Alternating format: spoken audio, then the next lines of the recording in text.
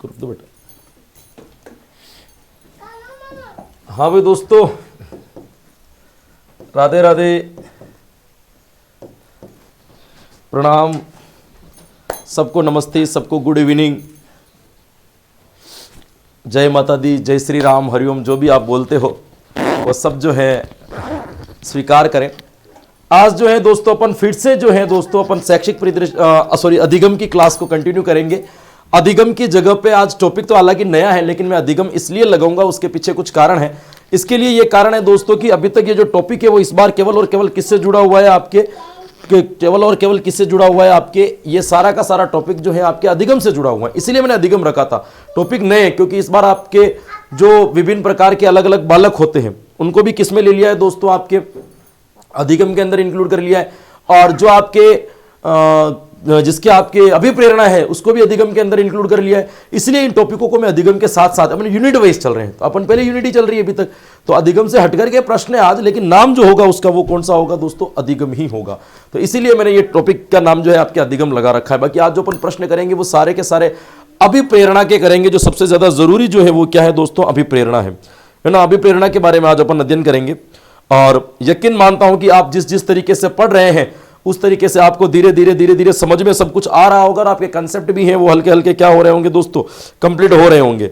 तो दोस्तों यहां पे आज जो अपन अध्ययन करेंगे वो होगा आपके अभिप्रेरणा का टॉपिक। बहुत शानदार शानदार प्रश्न आएंगे। थोड़ी सी तबीयत नरम है आज, तो आप साथ देना है ना, इसलिए मैंने रिकॉर्ड क्लासेस डाली। मुझे पता है शाम तक कैसी रहे, और ज्यादा खराब हो जाएगी क्लास, डिस्टर्ब हो जाएगी, क्योंकि मेरी आदत है क्लास शुरू हो गई ना अब वो लास्ट में रुकेगी। आपके साइकोलॉजी शुरू कर दी, अंतिम टॉपिक तक प्रश्नोत्तरी नहीं रुकेगी जब तक आपके सारे टॉपिक क्लियर नहीं हो जाते हैं। हर टॉपिक तक आपकी क्लास कंटिन्यू रहेगी, संडे को छोड़ करके हर रोज, जब तक आप पूरे होने के बाद में भले मैं 10 दिन क्लासें नहीं लूँ, ये अलग बात है, लेकिन क्लास पूरी होगी। शैक्षिक परिदृश्य पूरा नहीं होगा तब तक मैं नहीं रुकूंगा, आपके ये नहीं होगा तब तक। कोई चीज मैंने शुरू कर दी तो वो एंड तक जाएगी, उसकी क्लास से कंटिन्यू रहेगी। तो आज जो है दोस्तों अपने अधिगम के लगभग बहुत सारे प्रश्न पढ़े थे। कम से कम आज ये मान के चलो कि आज जो है अपने लगभग 14 क्लास से 13 क्लासों के अंतर्गत अपन ने पढ़े थे। तो 6-7 घंटे तक अपन ने प्रश्नों के माध्यम से अधिगम के सिद्धांतों को काफी मोटे तौर पर उनको गोरने की कोशिश की। बाकी कुछ टॉपिक ऐसे जहां से प्रश्न आने की कोई संभावना नहीं, उनको क्या पढ़े, प्रक्रिया में से क्या पढ़ेंगे, प्रभावित करने वाले कारकों में से क्या पढ़ेंगे। आप सब जानते हो प्रभावित करने वाले कारक कौन कौन से होते हैं, तो उनमें कोई ज्यादा बचता नहीं है। लेकिन यहां आज अपन पढ़ेंगे ये थोड़े से महत्वपूर्ण होंगे। चलो एक एक प्रश्न से अपन शुरुआत करते हैं। आज का पहला प्रश्न जो है दोस्तों वो क्या कहेगा, क्रिया को प्रारंभ करने, जारी रखने और नियंत्रण रखने की प्रक्रिया है अधिगम, सृजन, संतुलन या अभिप्रेरणा। बताइएगा, किसी भी क्रिया को प्रारंभ करना तथा उसे बनाए रखना तथा किसी भी क्रिया को प्रारंभ करना, जारी रखना और उसको नियंत्रित करने की प्रक्रिया को हम क्या कहेंगे? क्या ये एक प्रकार का अधिगम है?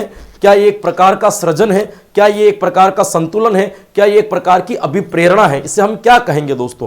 क्रिया को प्रारंभ करना, जारी रखना और साथ साथ में क्या बताया आपको, नियंत्रित करना। देखो ये अधिगम नहीं है। क्रिया को प्रारंभ करना, जारी रखना, नियंत्रित करना, यह काम अधिगम का नहीं है, सृजन का नहीं है, संतुलन का नहीं है। यह काम जो करती है वो कौन करती है दोस्तों? अभिप्रेरणा करती है। क्योंकि आप किसी भी काम को प्रारंभ तब करते हो जब आपके अंदर अभिप्रेरणा होती है। यह अलग बात है कि अभिप्रेरणा कैसी भी हो सकती है। अभिप्रेरणा आपके बाह्य अभिप्रेरणा हो सकती है, आपके आंतरिक अभिप्रेरणा हो सकती है, लेकिन शुरुआत जो करते हैं वो अपन किससे करते हैं दोस्तों? अभिप्रेरणा से करते हैं।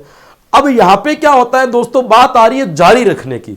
यदि आप किसी काम को आंतरिक अभिप्रेरणा से प्रारंभ करते हो, भाई किससे द्वारा प्रारंभ करते हो दोस्तों? यदि आप किसी कार्य को प्रारंभ करते हो उस वक्त आपकी यदि अभिप्रेरणा जो है वो कौन सी है दोस्तों? यदि आंतरिक अभिप्रेरणा है तो कार्य जो जारी रहेगा वो बहुत अच्छे से रहेगा और उसका नियंत्रण भी क्या रहेगा? आपके अधिक रहेगा। लेकिन यदि आपके पास में अभिप्रेरणा कैसी है दोस्तों? बाह्य अभिप्रेरणा है, तो वो आपके कार्य प्रारंभ तो हो जाएगा लेकिन जारी और नियंत्रित इतना बेहतर नहीं हो पाएगा जितना आंतरिक अभिप्रेरणा के कारण होता है। यह आपको ध्यान रखना है, क्योंकि बाह्य अभिप्रेरणा केवल एक बार जोश भर सकती है, कंटिन्यूटी नहीं बना के रख सकती। कंटिन्यूटी जो बना के रखेगी, रेगुलरिटी जो बना के रखेगी, वो कौन बना करके रखेगी दोस्तों? आपके आंतरिक अभिप्रेरणा बना करके रखेगी। क्योंकि दो कारण है, एक तो आप मन से तैयारी कर रहे हो, आगे से आपकी इच्छा है कि मुझे 3rd ग्रेड का टीचर बनना है, अब आप तैयारी कर रहे हो। और एक मैं किसी बच्चे को जाकर के बोलूं तू टीचर बन जा, इसमें बहुत अच्छे पैसे हैं, बहुत अच्छी इनकम है, काम करना पड़ता है, पैसे अच्छे आते हैं, बहुत सम्मान है, बहुत रेस्पेक्ट है, जीवन आराम से गुजरेगा। एक बार उसको अच्छा लगेगा, उसमें जोश भर जाएगा, हाँ ठीक है करो, जोश में कोचिंग की फीस भर देगा, फॉर्म भर देगा, 5 दिन बाद वापिस से जमा। कारण क्या था? बाह्य अभिप्रेरणा। बाह्य अभिप्रेरणा प्रभावी नहीं। कारण क्या है इसके पीछे? मूल चीज को समझिए। मूल चीज ये है कि बाह्य अभिप्रेरणा सामान्यतः काल्पनिक होती है, जबकि आंतरिक अभिप्रेरणा वास्तविकता पर चलती है। हम जो कल्पनाएं करते हैं, ये हो जाए वो, ये बाहरी कल्पना, ये सत्य हो ये जरूरी नहीं है, लेकिन वास्तविकता जो होती है वो अंदर से। भूख लगेगी भोजन करना, ये वास्तविकता है। ये क्या है दोस्तों? वास्तविकता है ना। मैं भूख लगने पर भोजन करना, ये वास्तविकता है, ये कल्पना नहीं है। कल्पनाएं आप किसी चीज को मानो को सोचे सोचे, जब आप सोचते हो कि नहीं ये हो जाए, ये हो जाए, ये हो जाए, तो बाह्य अभिप्रेरणा आपको काल्पनिक इसलिए लगती है क्योंकि आपने कई बार देखा होगा कि जितने भी ये मोटिवेशनल स्पीकर होते हैं ना, वो आपको कहानियां सुनाते हैं। भाई क्या सुनाते हैं आपको? कहानियां सुनाते हैं। कहानियां काल्पनिक होती है, आप इस चीज को मानते हो कि नहीं मानते हो? जैसे मैं आपको सिंपल तरीके से बोलता हूं, आपने खरगोश और उस कछुए वाली कहानी को सुना होगा कि उनके बीच में रेस होती है और खरगोश बीच में जाकर के थक जाता है, कछुआ अपने मंजिल तक पहुंच जाता है। कहानी सुनी होगी। फिर मोरलिस्ट इसका ये आता है कि जो लोग कंटिन्यू रेगुलर अपने काम को करते, धीमी गति भले ही धीमी हो, लेकिन वो नियमित चलेंगे तो अपनी सफलता तक पहुंच जाएंगे, लेकिन बीच में रुक गए, तेज भागेंगे तो थक जाएंगे और रुक जाएंगे। बात ये सही थी, लेकिन इस कहानी को आप प्रमाणिक नहीं कर सकते। किसने देखा था खरगोश और कछुए की दौड़ को? भाई कोई इसका कोई प्रमाण थोड़ी है कि आप इसने किसी ने देखा तो, ये वास्तविकता में हकीकत बात है नहीं, कल्पनाएं हैं। एक स्टोरी गढ़ी गई कि बालक नियंत्रित अपने आप वहां उस चीज के ऊपर पहुंच जाए। तो कहानियों के द्वारा जो आपको मोटिवेशन मिलता है वो सब काल्पनिक होता है। शायरियों से जो मोटिवेशन मिलता है वो एक काल्पनिक होता है। जोश भर सकता है कुछ समय के लिए, लेकिन कंटिन्यूटी बना करके नहीं रख सकता, रेगुलरिटी बना करके नहीं रख सकता। नियमितता जो बनाए रखेगा वो कौन सी रखेगा? आपके आंतरिक अभिप्रेरणा। तो इसीलिए ध्यान रखिएगा, दुनिया का कोई भी मोटिवेशनल स्पीकर आपको अपने लक्ष्य तक लेकर के नहीं जा सकता। दुनिया का कोई मोटिवेशनल स्पीकर आपको अपनी उपलब्धि तक नहीं लेकर के जा सकता। दुनिया का कोई भी मोटिवेशनल स्पीकर आपको आपका लक्ष्य तक लेकर के नहीं जा सकता। वहां तक आप तभी पहुंचेंगे जब आपके अंदर आंतरिक अभिप्रेरणा होगी। वो आप में एक जोश बढ़ सकता है जो किंचित समय के लिए हो सकता है, लेकिन रेगुलर नहीं हो सकता। एक समय के बाद आप वहां जाकर के क्या करोगे? थक जाओगे।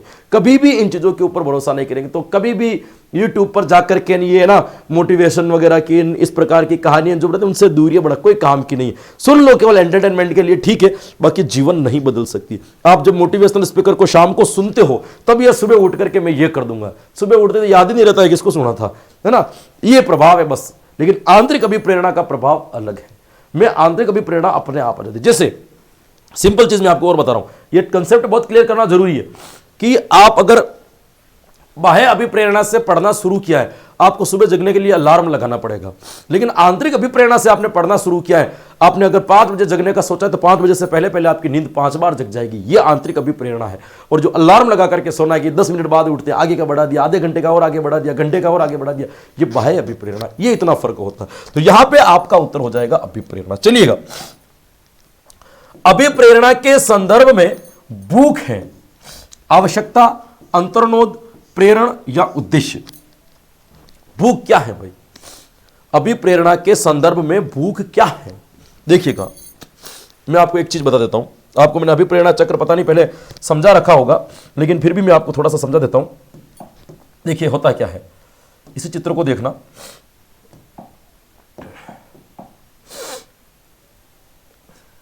भूल का है भाई, ये रहा।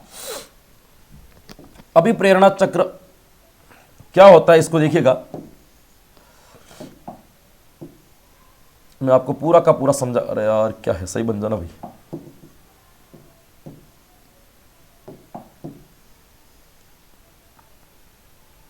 अब देखिएगा, अरे बाप, कभी कभी का हाथ से तो नहीं बनाऊंगा आज, मुझे भी है।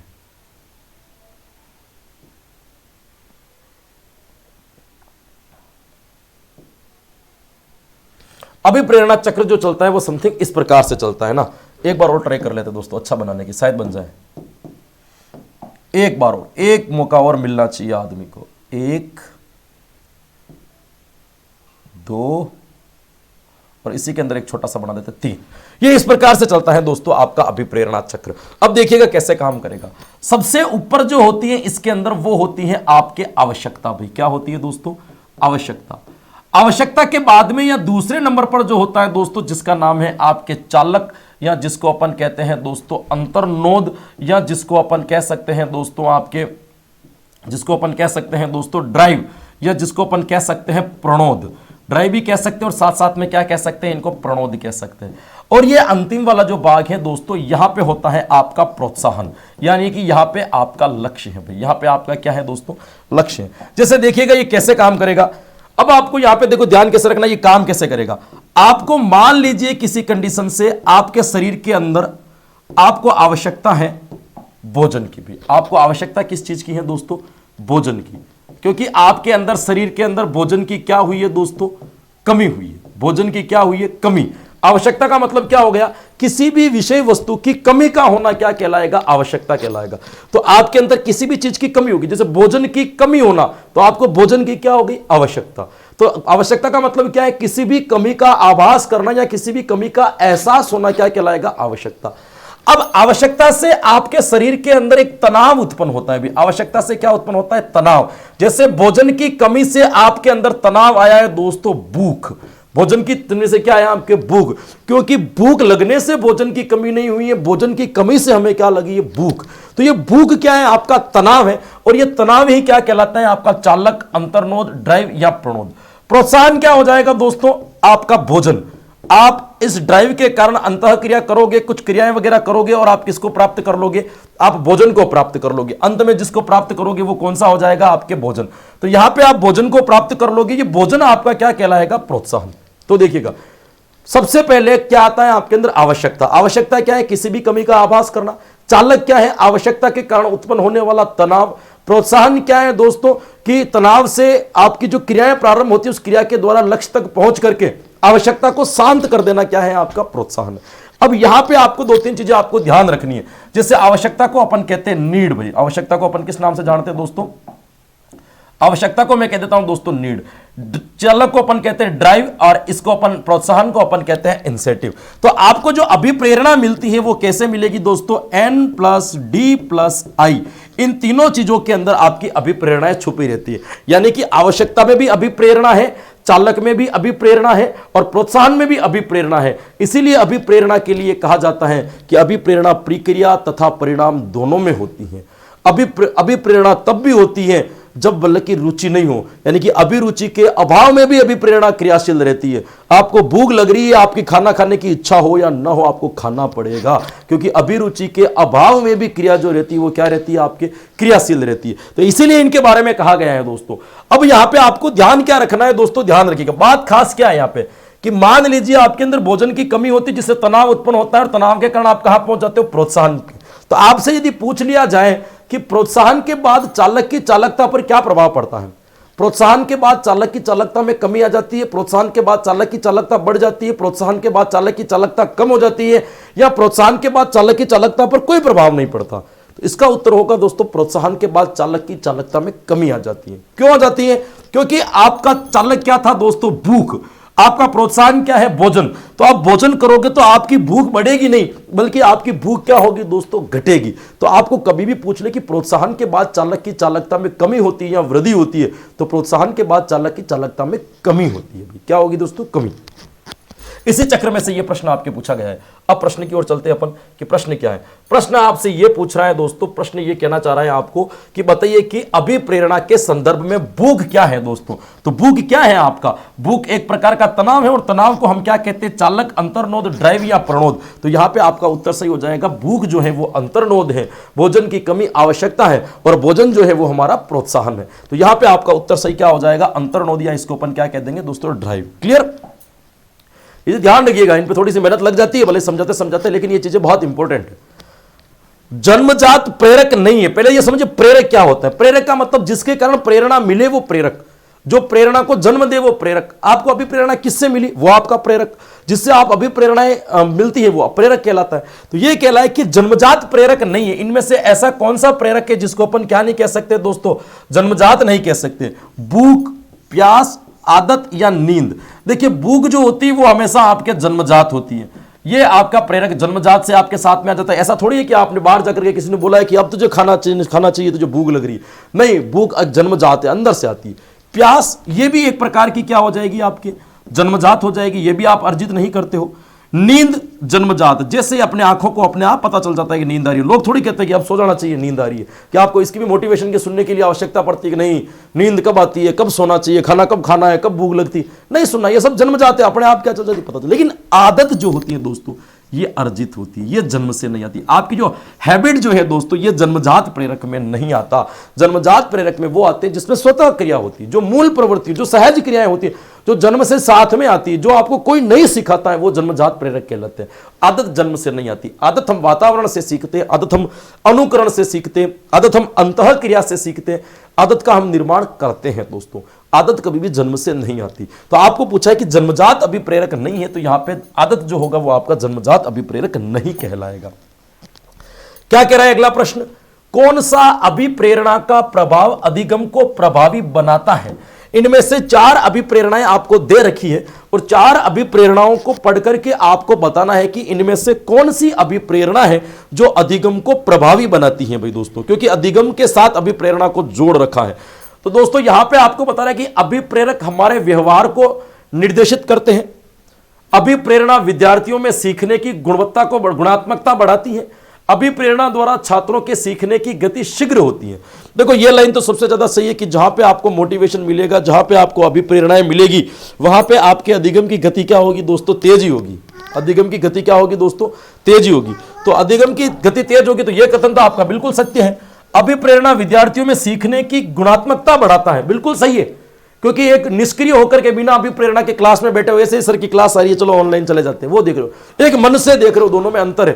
पहले अगर मन से देख रहे हो तो आपके सीखने का जो गुणात्मक भार होगा वो अधिक होगा, बिल्कुल सही है। मात्रात्मक की संख्याओं में ये बिल्कुल सत्य है। जब 2 सत्य है तो जाहिर सी बात है कि उपयुक्त तो सभी सही होगा। तीसरा भी पढ़ लो, अभिप्रेरक हमारे व्यवहार को निर्देशित करते हैं बिल्कुल। अभिप्रेरक आपके व्यवहार को निर्देशित करते हैं, क्या करना है और क्या नहीं करना है, इनका मेन काम है। बिल्कुल अभिप्रेरक आपके व्यवहार को निर्देशित करते हैं। चारों कथन यहां पे सभी प्रेरणा विद्यार्थियों के सीखने की गुणात्मकता बढ़ाती है, छात्रों द्वारा सीखने की गति शीघ्र होती है, तेज होती है। बिल्कुल चारों कथन यहां पे सही है, उपयुक्त तो सभी आपका सही उत्तर हो जाएगा।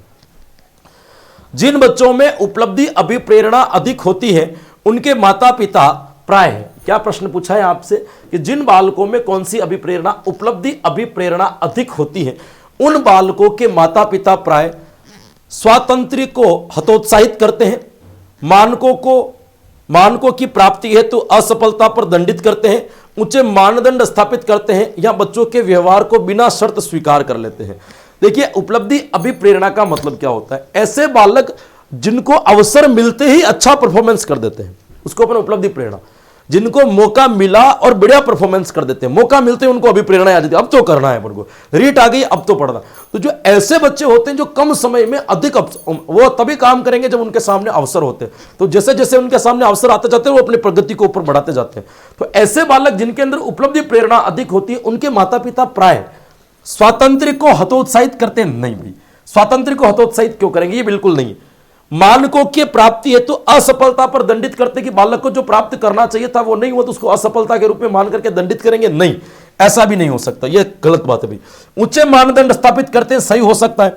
बच्चों के व्यवहार को बिना शर्त स्वीकार करते हैं, नहीं, सी वाला सही है कि उच्च मानदंड स्थापित करते हैं। जिन बच्चों में उपलब्धि प्रेरणा अधिक होती है उन बालकों के मानदंड भी क्या होते हैं दोस्तों? उच्च स्थापित करते हैं, क्योंकि उनको पता है ये अवसर आने पर कुछ भी कर जाएगा, इसको मौका मिलना चाहिए, ये कर देगा। तो मौके आने पर उनके सामने मानदंड जो है वो थोड़े ऊंचे रखे जाते हैं, ऊंचे स्थापित किए जाते हैं ताकि वो बड़े उपलब्धि को प्राप्त कर सकते हैं, बड़े लक्ष्य को प्राप्त कर सके। तो ऐसे बच्चों के जो माता पिता होते हैं उनके मानदंड हमेशा क्या होते हैं? उच्च होते हैं। तो सी वाला उत्तर यहां पर सही हो जाएगा। अभिप्रेरित व्यवहार की विशेषताएं हैं। एक अभिप्रेरित व्यवहार, एक बालक अभिप्रेरित है जिसके अंदर अभिप्रेरणाएं भरपूर है, तो वो किस प्रकार का व्यवहार प्रकट करेगा? अभिप्रेरित व्यवहार की विशेषताएं कौन कौन सी है भाई? उत्सुकता एवं निरस्ता, शक्ति, संचालन, क्रिया केंद्रित प्रक्रिया या आवश्यकता की पूर्ति। अभिप्रेरित व्यवहार की क्या विशेषताएं हैं इसमें? देखो, उत्सुकता या निरस्ता नहीं, गलत। शक्ति का संचालन करेगा अभिप्रेरित व्यक्ति? नहीं। क्रिया केंद्रित प्रक्रिया नहीं। आवश्यकता की पूर्ति। अभिप्रेरित व्यवहार क्या है? कोई व्यक्ति अभिप्रेरित व्यवहार है, कोई व्यक्ति अभिप्रेरित होकर के काम कर रहा है, मतलब इसका मतलब साफ है कि उसको किसी न किसी चीज की रिक्वायर है, उसको किसी न किसी चीज की आवश्यकता है, इसलिए व्यक्ति ये काम कर रहा है। बिना रिक्वायर के कभी कोई काम, आपके जीवन में कभी भी ऐसी घटनाएं नहीं घटती जो आपकी आवश्यकता के विरुद्ध हो। हर काम आप किसी न किसी आवश्यकता के लिए करते हो, क्योंकि अभी मैंने आपको बताया था कि ये चीज ये इसी क्रम में चलेगी कि सबसे पहले आपको किसी न किसी चीज की नीड होगी, नीड से आपके अंदर ड्राइव उत्पन्न होगा और ड्राइव से ही आप किसको प्राप्त करोगे, आपके इंसेंटिव को प्राप्त करोगे। आवश्यकता महसूस करोगे तभी ड्राइव आएगा, बाकी ड्राइव नहीं आता है। ड्राइव को कभी उत्पन्न नहीं किया जा सकता, ड्राइव अपने आप होता है, क्योंकि व्यक्ति की आवश्यकताएं अपने आप बढ़ती हैं। जैसे जैसे आपके खर्चे बढ़ेंगे आप इनकम बढ़ाने के स्रोत अपने आप ढूंढ लोगे, क्योंकि आपको आवश्यकताएं हैं। तो अभिप्रेरित व्यवहार की क्या विशेषता है कि अभिप्रेरित व्यवहार हमेशा आवश्यकता की पूर्ति पर काम करता है, कि उसको नीड क्या है और उसकी पूर्ति पर वो अपने आप चलेगा। ये चीज बहुत ज्यादा जरूरी है। मैंने कई बार, आपको पता नहीं होगा शायद, आप मुझे नहीं पता, लेकिन रिकॉर्डेड है मेरा कि मैंने अभी तक ऑफलाइन क्लास में जाकर के कभी बच्चों को मैं ज्ञान की बातें नहीं करता हूं, ना उनको मैं कभी सुनाता हूं। मेरा काम है मारकर उठाया और पढ़ाने वाले। कितने बच्चे बाहर जा रहे हैं, कितने बच्चे अंदर आ रहे हैं, कोई लेना देना नहीं मुझे। जिसको जाना है वो जाए, जिसको बैठना है वो बैठे। 5 बैठे 500 बैठे, कोई फर्क नहीं। क्या कारण है इसके पीछे? जिसको आवश्यकता होगी उसके अंदर ड्राइव होगा, और जिसके अंदर ड्राइव होगा वो पढ़ लेगा, और जिसके अंदर ड्राइव नहीं है उसके अंदर आप ड्राइव पैदा नहीं कर सकते तो जाओ बोले क्लास से, क्या करना है? ड्राइव कैसे उत्पन्न करेंगे हम? जिसको नौकरी की रिक्वायर होगी वो क्लास में बैठ करके पढ़ लेगा, जिसको कम रिक्वायर होगी वो चला जाएगा। उससे अपन को क्या करना है? उसको आप जबरदस्ती बैठा करके आवश्यकता थोड़ी उत्पन्न करवा सकते हो, नहीं करवा सकते। ये छोटे बच्चों में हो सकता है, बड़े बच्चों में कभी भी नहीं। तो जाने वाले जाए, बैठने वाले बैठे। ये जरूरी है कि जिसके अंदर आवश्यकता होगी, जिसके अंदर नीड होगी, उसके अंदर ड्राइव भी होगा, और जिसके अंदर ड्राइव होगा वो इंसेंटिव प्राप्त कर लेगा। जिसके अंदर जिसका ड्राइव कमजोर होगा वो इंसेंटिव तक नहीं पहुंच पाएगा। तो सारा खेल यहां पे ड्राइव का है। तो अभिप्रेरित व्यवहार जो है दोस्तों, वो हमेशा आवश्यकता की पूर्ति के ऊपर क्या करता है? काम करता है। यहां पे आपका उत्तर कौन सा सही हो जाएगा मेरे दोस्तों? डी वाला उत्तर सही हो जाएगा। देखिए, मनोविज्ञान कितनी चीजें आपको सिखा करके जाती है। मैंने कहा ना, इनको इसमें इस विषय को जीना चाहिए। आज तो मेरी तबीयत खराब है तो हो सकता है मैं थोड़ा फास्ट आगे पीछे निकल रहा हूं, लेकिन यह विषय जीने का विषय है। ये मनोविज्ञान एक ऐसा विषय है जो एक ऐसे लोगों के लिए बना है जो एक अवबोध की क्षमता रखते हैं, जो समझ की क्षमता रखते हैं। रटने वालों के लिए यह विषय काम का ही नहीं है, वो कुछ नहीं कर सकते इस सब्जेक्ट के अंदर। इसको जीना पड़ता है, इसको अंदर उतारना पड़ता है। यही कारण है कि अधिकतम बच्चों को साइकोलॉजी समझ में नहीं आती। क्यों नहीं आती है?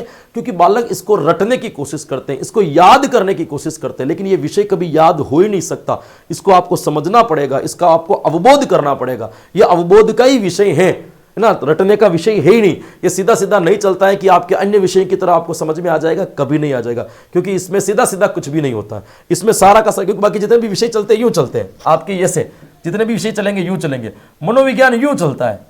अब इसको समझना पड़ेगा आपको। ये मनोविज्ञान की गणित है ना। यहां तक पहुंचने के लिए आपको ऐसे घूम करके जाना पड़ेगा, और यहां की कोई चीज पता करनी है तो वापस आपको ऐसे घूम करके आना पड़ेगा। अन्य विषय में आप ऐसे जाते हो और कुछ पता करना होता तो ऐसे वापस आ जाते हो। ये दूसरे विषय में और मनोविज्ञान में फर्क है। तो ये बहुत चीजें आपको सिखाता है कि कहां ज्ञान की बात करनी है, किसको मोटिवेशन देना है, किसको मोटिवेशन नहीं देना है, प्रभाव पड़ता है नहीं पड़ता है, सारी चीजें।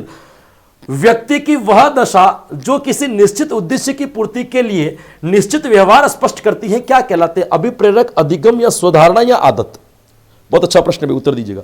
देखो, व्यक्ति की वह दशा जो किसी निश्चित उद्देश्य की पूर्ति के लिए एक निश्चित व्यवहार स्पष्ट करती है। यानी कि व्यक्ति की वह दशा आपको बतानी है कि एक व्यक्ति को यह बताता है कि तेरा लक्ष्य यह है और तुझे यह करना है। यह कहने वाली दशा को हम क्या कहते हैं? अभिप्रेरक, अधिगम, स्वधारणा या आदत? देखो, आदत तो किसी भी कंडीशन में यहां पे सही नहीं होगी, न स्वधारणा न अधिगम। ये अभिप्रेरक है दोस्तों।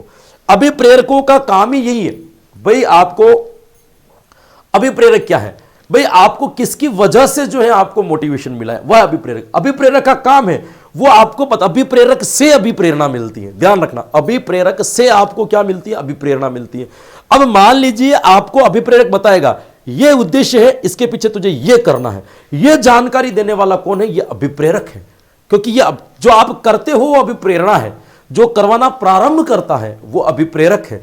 तो अभिप्रेरक का काम है कि निश्चित उद्देश्य के प्रति निश्चित व्यवहार को स्पष्ट करना कि यह काम है, तुम्हें ऐसे करना है तभी निष्पादित होगा, बाकी सही ढंग से यह निष्पादित नहीं हो पाएगा। यह काम जो करते हैं वो अभिप्रेरक करते हैं दोस्तों।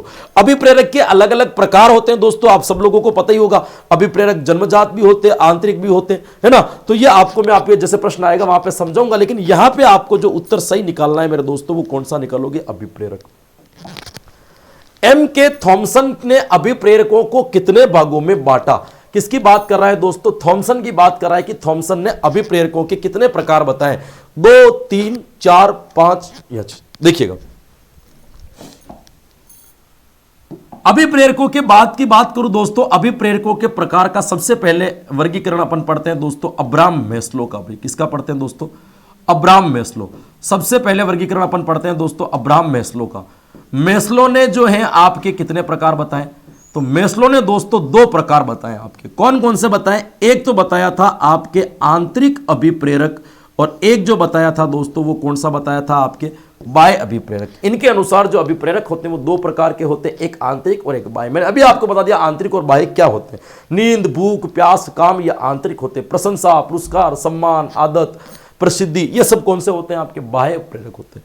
मैस्लो के बाद में आता है आपके थॉमसन। भाई कौन आता है दोस्तों? थॉमसन।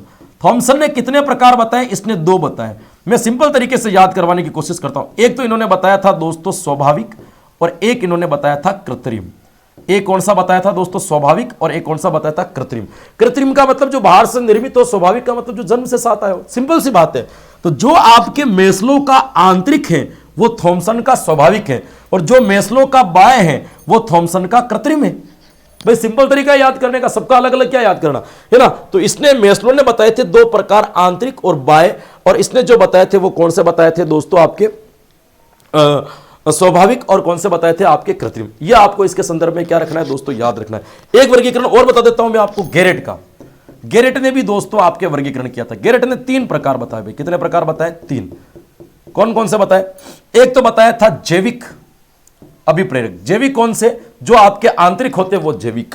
एक बताया था इन्होंने सामाजिक। भाई कौन से बताए थे? आपके सामाजिक। सामाजिक कौन से होते हैं? जो आपके बाह्य होते हैं वो सामाजिक, जिससे आपको प्रशंसा मिले, पुरस्कार मिले, इस प्रकार से सामाजिक। एक इन्होंने बताया था मनोवैज्ञानिक। भाई कौन सा बताया था? मनोवैज्ञानिक। मनोवैज्ञानिक क्या होता है दोस्तों? कभी कभी अभिप्रेरणाएं कुछ मूल प्रवृत्तियों के कारण भी हमें मिल जाती हैं, है ना। कुछ संवेगों के कारण भी हमें अभिप्रेरणाएं मिल जाती है, जिससे मनोवैज्ञानिक कारक का है। जैसे देखिएगा, क्रोध, ईर्ष्या,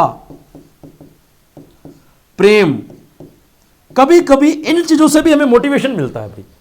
भाई कभी कभी हम जीवन में, आपकी कभी इच्छा ही नहीं हो कि मेरी सरकारी नौकरी लगे, कभी आपको सरकारी नौकरी की कोई इच्छा नहीं है, लेकिन कोई व्यक्ति जिससे आप अधिक से अधिक स्नेह करते हो या चाहते हो कि हम जीवन भर इन्हीं के साथ में रहना चाहते हो, वो आपको आगे आकर के कह दे कि हम तभी जीवन भर साथ रह पाएंगे जब आपके सरकारी नौकरी लग जाएगी, क्योंकि हमारे घर वाले सरकारी नौकरी वाले को ही क्या कर रहे हैं भाई? स्वीकार कर रहे हैं। तो जैसे ही उसने कहा आपको अभिप्रेरणा मिली, आपको कभी सरकारी नौकरी में नहीं जाना था, आपने मेहनत की और आपके सरकारी नौकरी लग गई। यानी कि ये प्रेम के कारण भी आपको अभिप्रेरणा मिलती है। कभी कभी ईर्ष्या के कारण मिलती है, घृणा के कारण मिलती है, कि कभी कभी हम लोगों से जलते हैं और जलन के कारण हम काम की स्पीड को बढ़ा देते हैं कि नहीं बस मुझसे इससे ज्यादा करना है, मुझसे इससे बेहतर करना है, अगली बार में मेरा ऐसा। जलन के कारण भी हम लोग ऐसा ज्यादा कर लेते हैं दोस्तों। ये बहुत सारे लोगों के अंदर ये चीजें पाई जाती है। भाई कभी कभी आपने ये देखा होगा, इनके अंदर जो ऐसे आप यूं कह सकते हो कि जो ऐसे क्षण बुद्धि के लोग होते हैं उनके अंदर ये चीजें ज्यादा होती हैं, वो जल्दी कर लेते हैं, उनको अभिप्रेरणा। कोई व्यक्ति, अच्छा वो वैसा ऐसा दिखता है इसलिए वो मुझे छोड़ के गए, अब अगले दिन जिम वगैरह दौड़ वोड़ जाकर 6 महीने में अपने शरीर को होस्ट पुष्ट बना दिया। ये क्या है? ये ईर्ष्या के कारण मिली हुई अभिप्रेरणा है ना। उसको पैसे ज्यादा कमा रहा है, मैं कम कर रहा हूं, आपने मेहनत बढ़ा दी, उससे ज्यादा कमाने लगे। ये अभिप्रेरणा आपको किससे मिली? ईर्ष्या से मिली। तो ये ईर्ष्या, घृणा, द्वेष, ये कभी कभी ये भी सकारात्मक काम करते हैं। हाँ, ये बात ठीक है कि ये ऐसे संवेग मूल प्रवृत्ति है जो आपको विध्वंस की ओर लेकर के जाते हैं, जो विनाश की ओर लेकर के जाते हैं, लेकिन यह भी सत्य है कि ये कभी न कभी आपके लिए सकारात्मक रूप से भी काम करते हैं, क्योंकि इससे भी आप अपने जीवन की प्रगति, उन्नति, उपलब्धि या लक्ष्य उद्दीपक को प्राप्त करने में मदद करते हैं दोस्तों। तो इसलिए ये भी जरूरी होते हैं। तो ये आपके इसके कारण, जो कभी कभी कुछ लोग गुस्से में कोई काम कर जाते हैं, क्रोध में, है ना, ये अभिप्रेरणा गुस्से के कारण आई है, बस मैं करके रहूंगा। कुछ लोगों की आदत भी होती है, वो काम तभी करते जब उनको गुस्सा दिलाओ, बाकी वो नहीं करेंगे। तो दिला दिया करो उनको गुस्सा, तो जब उनको गुस्सा आएगा तो काम की गति अपने आप उनकी क्या हो जाएगी? तेज हो जाएगी। ये एक अभिप्रेरणा जो मिलती है क्रोध के कारण। तो ऐसे कारकों को जो है गेरेट ने मनोवैज्ञानिक कारण कहा है। तो ये आपको ध्यान रखना है। अब आपको पूछे कि एम के थॉमसन के अनुसार जो है आपके अभिप्रेरकों के कितने प्रकार होते हैं दोस्तों? दो होते हैं। कौन कौन से होते हैं? एक स्वाभाविक होता है और एक कौन सा होता है दोस्तों? कृत्रिम होता है। ये आपको इसके संदर्भ में क्या रखना है मेरा दोस्त? ध्यान रखना है। चलिए अगले प्रश्न पर चलते हैं। निम्न में से कौन सा व्यक्तिगत अभिप्रेरक नहीं है? यह आपसे पूछा है दोस्तों। कौन सा व्यक्तिगत अभिप्रेरक नहीं है? व्यक्तिगत का मतलब जो आपको अपने आप में हो, वो व्यक्तिगत है। देखो, आदत आपकी अपनी होती है भाई, आपकी अपना व्यक्तिगत करना है, आपकी हैबिट कैसी है आपकी अपनी है, अभिवृत्ति आपकी अपनी है, आपका दृष्टिकोण, आपका नजरिया, आपके सोचने की क्षमता, ये सब आपका अपना है कि आप किसी विषय वस्तु को किस तरीके से देखते हो, किस प्रकार का आप व्यवहार करते हो, ये आपके अंदर है। अभिरुचि आपका इंटरेस्ट आपके अंदर है, लेकिन आत्मगौरव आपके हाथ में नहीं है। आत्मगौरव सम्मान से आता है, और सम्मान जो है दोस्तों वो कहां से आता है दोस्तों, आपके दूसरों से प्राप्त होता है। जब दूसरे लोग आपको पसंद, तब आपको आत्मगौरव का अभिमान होता है, हाँ मैंने कुछ जीवन में कर लिया है, हमने कुछ अच्छा कर लिया, हम सृजनात्मकता है, हमने आत्मगौरव का अभिमान है। तो ये आत्मगौरव तब आता है कि मैंने कुछ बेहतरीन कर लिया, ये अपने आप नहीं आता है। जब लोग कहते हैं कि तूने बहुत कुछ अच्छा कर लिया, तब आपके अंदर आत्मगौरव आता है। तो ये आत्मगौरव आपके अंदर नहीं, व्यक्तिगत नहीं, ये सामूहिक है। जो बहुत सारे ये आदतें, अभिरुचि, अभिवृत्ति सब आपके नियंत्रण में। आत्मगौरव जो है वो तभी आएगा जब दूसरे लोग आपके सामने रिफ्लेक्स करेंगे, तब इसके अंदर आएगा, बाकी कभी नहीं आ सकता। तो यहां पे आत्मगौरव आपका व्यक्तिगत नहीं है दोस्तों, बाकी सब जो है आपके व्यक्तिगत अभिप्रेरक कहलाएंगे दोस्तों, ध्यान रखिएगा। विद्यालयों में पुरस्कार के लाभ है। विद्यालय में जो पुरस्कार दिए जाते हैं उसके पीछे क्या कारण है? बालक को आनंद की प्राप्ति होती है, बालक के अंदर मनोबल में वृद्धि होती है, बालक के अंदर उत्साह को बढ़ाता है, या उपयुक्त सभी चारों चीजें, तीनों चीजें इसके अंदर सही है कि बालक को आनंद की प्राप्ति भी होती है, सम्मान दे तो किसको अच्छा नहीं लगेगा, सबको बढ़िया लगेगा। मनोबल भी बढ़ता है, बालकों के अंदर उत्साह भी बढ़ता है, सबको सही मानेंगे अपन, और सबको सही मानते हुए अपन किसको सही कर देंगे, उपयुक्त सभी को यहां पे क्या कर देंगे दोस्तों, सही कर देंगे। अंतर्नोद सिद्धांत के अनुसार अंतर्नोद के कारण अभिप्रेरणा होती है। भाई ये कह रहा है कि अंतर्नोद यानी कि चालकता से का सिद्धांत, अभिप्रेरणा चालकता का सिद्धांत की बात कर रहा है दोस्तों। भाई किसके कारण की बात कर रहा है दोस्तों, अभिप्रेरणा चालकता का सिद्धांत CL हल के द्वारा प्रतिपादित किया गया था। अभिप्रेरणा चालकता का सिद्धांत, जिसको अपन किस नाम से भी जान सकते हैं, अंतर्नोद सिद्धांत के नाम से भी जान सकते हैं, के कारण ही अभिप्रेरणा होती है। अंतर्नोद किस पर आधारित है भाई? अंतर्नोद मूल प्रवृत्ति है, अंतर्नोद संज्ञान है, अंतर्नोद आवश्यकता है या प्रलोभन है? भाई किस पर आधारित है? अंतर्नोद यानी ड्राइव की बात कर रहा है। ड्राइव किसके कारण आता है? क्या ड्राइव मूल प्रवृत्ति है, क्या ड्राइव संज्ञान है, या ड्राइव आवश्यकता है या प्रलोभन है? तो किस पर आधारित है? अंतर्नोद आधारित है आपकी आवश्यकता पर। यदि आपके अंदर आवश्यकता होगी तो ड्राइव भी आएगा, आवश्यकता नहीं होगी तो ड्राइव नहीं आएगा। ड्राइव नीड पर डिपेंड है, अगर नीड है तो ड्राइव भी है, नीड नहीं है तो ड्राइव ही नहीं है। तो नीड आवश्यकता के ऊपर ड्राइव है। चालक जो है किसके कारण आएगा? आपके आवश्यकता के कारण। तो आवश्यकता होगी तो ड्राइव अपने आप उत्पन्न हो जाएगा कि मुझे करना है। क्रिया करवाता है ड्राइव, क्रिया तभी करोगे जब आवश्यकता होगी। आप तभी पढ़ोगे जब नौकरी की जरूरत होगी, बाकी नहीं पढ़ोगे, ये जरूरी है। आवश्यकता यही करवाता है। तो यहां पे ये कह रहा है कि अंतर्नोद, या इसको अपन अभिप्रेरणा चालकता का सिद्धांत कहते हैं, इनके अनुसार अभिप्रेरणा जो है चालक से मिलती है, अभिप्रेरणा से मिलती है। तो इसके अंदर बात की जाए दोस्तों तो ये कह रहा है कि अंतर्नोद सिद्धांत के अनुसार अंतर्नोद के कारण अभिप्रेरणा मिलती है। बिल्कुल सही भी है, ड्राइव से अभिप्रेरणा आती है। अंतर्नोद किस पर आधारित है? मूल प्रवृत्ति, संज्ञान या आवश्यकता? तो किसको सही करोगे? संज्ञान लीजिएगा। अधिगम तक पहुंचाने के राजमार्ग को क्या कहा जाता है? अभिप्रेरणा। अभिप्रेरणा, राजमार्ग, सर्वोच्च मार्ग, स्किनर याद होगा आपको। तो अधिगम तक पहुंचाने का जो राजमार्ग है उससे किसे कहा जाता है? आपको अभिप्रेरणा को। अभिप्रेरणा आपको लक्ष्य तक लेकर के जाती है, जहां से आप सीखते हो। सिखाने का काम अभिप्रेरणा करती है, सिखाने का काम मोटिवेशन करती है, इसीलिए इसको राजमार्ग कहा जाता है दोस्तों। अभिप्रेरणा को अधिगम का राजमार्ग कहा जाता है। यहां पे आपकी अभिप्रेरणा सही हो जाएगी। निम्नलिखित में से कौन सी विशेषता आंतरिक रूप से अभिप्रेरित बच्चों के लिए सही नहीं है? यानी कि ये चार विशेषताएं हैं जिसमें आपको बता रहे कौन सी विशेषता आंतरिक रूप से अभिप्रेरित बच्चों के लिए सही नहीं है। ऐसे बच्चे जो आंतरिक रूप से मोटिवेट है, इंटरली जो है मोटिवेट हुए हैं, आंतरिक रूप से अभिप्रेरित है, इनके लिए इनमें से कौन सी विशेषता उपयोगी नहीं है? उन्हें कार्य करने में आनंद आता है, वे कार्य करते समय उच्च स्तर की ऊर्जा प्रदर्शित करते हैं, वे चुनौती भरे कार्यों को पसंद करते हैं, वे हमेशा सफल रहते हैं। देखिए, जिनके अंदर आंतरिक अभिप्रेरणा होगी उसके अंदर आनंद आता है, ये कथन बिल्कुल सही है, ये गलत भी है। अभिप्रेरणा है, मोटिवेशन है, मन से किसी काम को कर रहे हो तो मस्ती आएगी, सही है। तो वे कार्य को आनंद प्राप्त करते, ये सही है। वे कार्य करते समय उच्च स्तर की ऊर्जा प्रदर्शित करते, बिल्कुल थकते नहीं है ये लोग। जिनके अंदर ये चीज होती है ना जज्बा कि मुझे ये करना है, मतलब करना है, उन लोगों के अंदर थकान नहीं होती। अभिप्रेरणा, जो लोग आंतरिक अभिप्रेरित होते हैं उनको किसी की आवश्यकता है, वो तब तक नहीं सोचते जब तक उनको नहीं लगता कि हमने काम आज का पूरा कर लिया हो, ये जरूरी है। तो आंतरिक अभिप्रेरित लोग अपनी क्षमता से भी अधिक क्षमता को प्रदर्शित करते हैं, ये भी सत्य कथन है। वे चुनौती भरे कार्यों को पसंद करते हैं, बिल्कुल। राहों में कितने भी ब्रेकर आ जाए, कितनी भी विकर्षण आ जाए, वो उनका सामना करते हुए अपने लक्ष्य तक पहुंच जाते हैं। ये बिल्कुल सत्य है, पहुंचने के लिए नहीं डरते, वे हमेशा सफल रहते हैं। ये कोई जरूरी नहीं है। जिनको आंतरिक रूप से अभिप्रेरणा मिलती है तो इसका मतलब ये नहीं है कि वो हमेशा सफल हो जाएंगे। आंतरिक रूप से अभिप्रेरणा का मतलब ये हो गया कि आप अपने लक्ष्य तक पहुंचने की गति को बढ़ाओगे, मन से काम करोगे, दूसरे बालकों की तुलना में आपकी संभावना अधिक है लक्ष्य तक पहुंचने की। लेकिन इसका मतलब यह नहीं है कि आप हमेशा सफल रहेंगे। आंतरिक रूप से अभिप्रेरित लोग भी कभी कभी हताश हो जाते हैं, कभी कभी निराशा तक पहुंच जाते हैं। ये कारण होता है दोस्तों, क्योंकि अभिप्रेरक का काम करती है लक्ष्य तक, आपके काम की गति को तो बढ़ा देगी, लेकिन यदि आप अपने गति को सही दिशा नहीं दे पाए तो लक्ष्य तक कैसे पहुंचोगे भाई। गति तो बढ़ गई, लेकिन गति को दिशा भी तो देनी पड़ेगी, किस गति में जा रही है। आपकी कैपेसिटी तो बढ़ गई 12 घंटे की, लेकिन 12 घंटे किसे पढ़ना है, किस सब्जेक्ट को पढ़ना है, क्या छोड़ना है, क्या नहीं पढ़ना है, जब तक आपको ये पता नहीं चलेगा तब तक कैसे पढ़ेंगे। कल मैं एक क्लास देख रहा था जिसमें एक शिक्षक जो है अधिगम के पठार पढ़ा रहा था 3rd ग्रेड के बच्चों को। गलत दिशा है, जो चीज है ही नहीं सिलेबस में, जो आना नहीं है उसको क्यों पढ़ाना।